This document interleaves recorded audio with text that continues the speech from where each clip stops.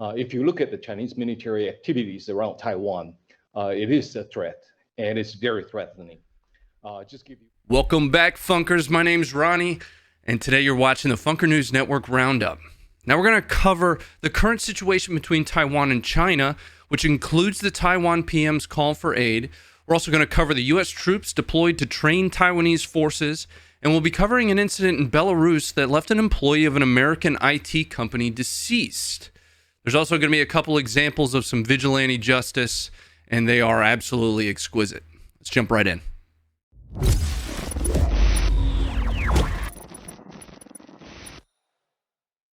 The situation between China and Taiwan continues to heat up this past week as China flew more than 150 sorties into the Taiwanese Air Defense Identification Zone, which all simulated military attacks against Taiwanese military installations.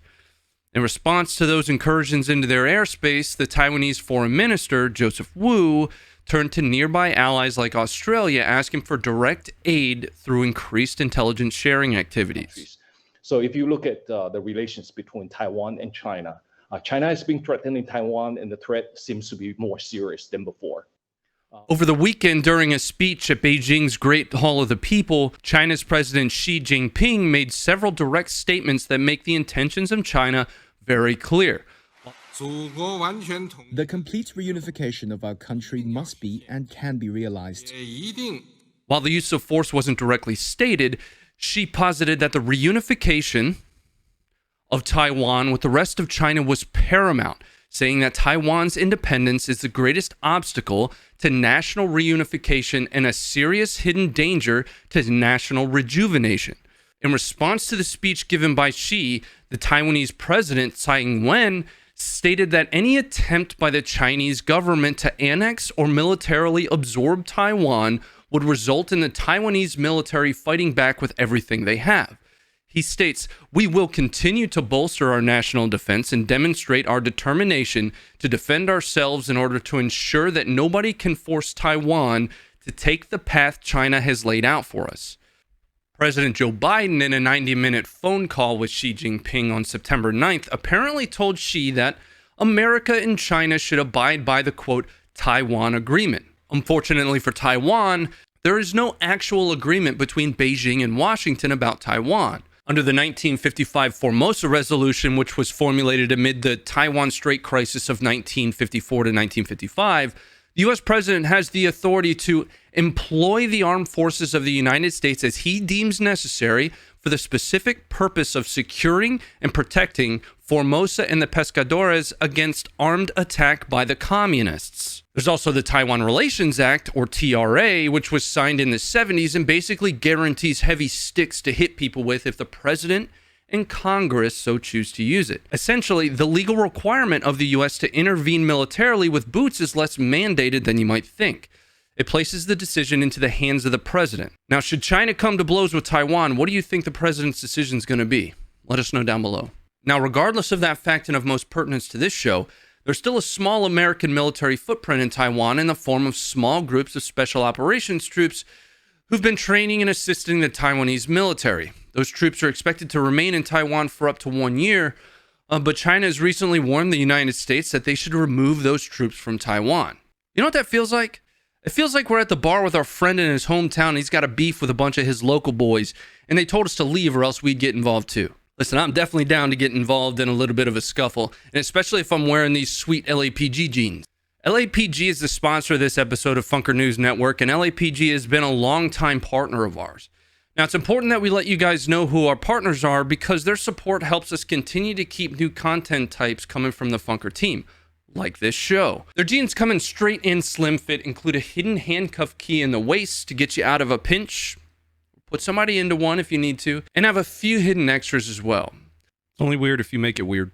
Check out the links in the description, and don't forget to use the Funker10 code for 10% off of your order. Listen, they're comfortable, they're functional, and they come from a company that we fully support and that has Funker 530 communities back. Go check them out. Let's talk about Belarus. When's the last time you talked about Belarus with somebody? Now, out of Belarus from last week, but still necessary for us to cover, is a wild incident between Belarusian KGB and the employee of an American information technology company. The incident was filmed by both the plainclothed KGB agents conducting the raid, as well as the man they were attempting to apprehend. Now, what isn't fully clear is how exactly these two perspectives were combined, nor is it clear why a supposed trained government agency rushed into the apartment as though it was a Black Friday sale at Walmart.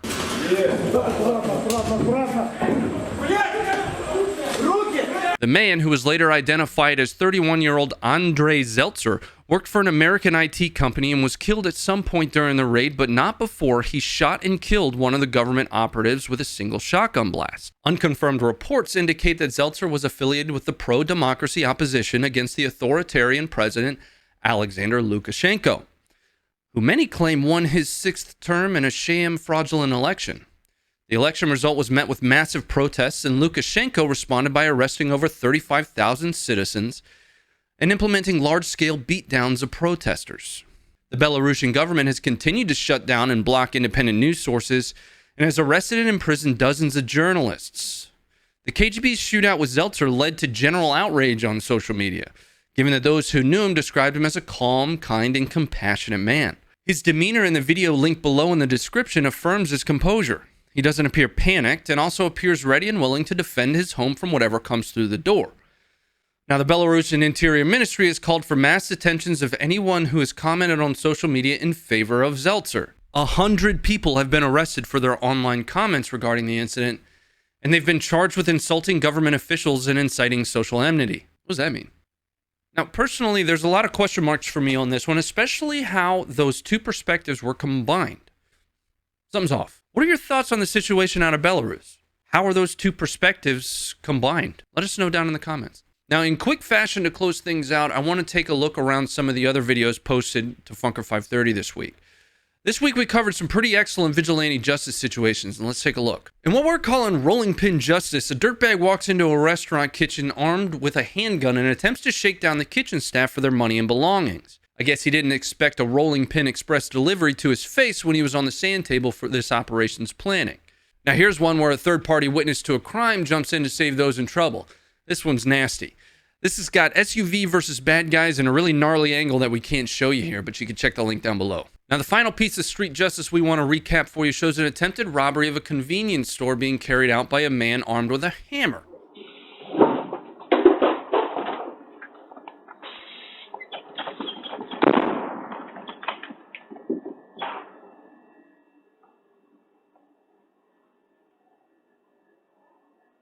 What he didn't realize is that it was a mistake to bring a hammer to a chair fight. Happy endings are always the best.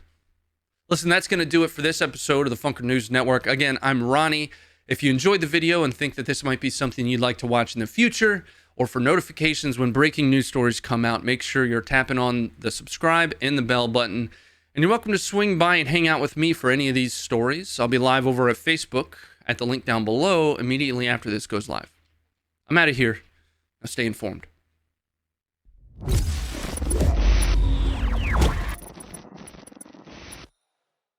Fraudulent erection?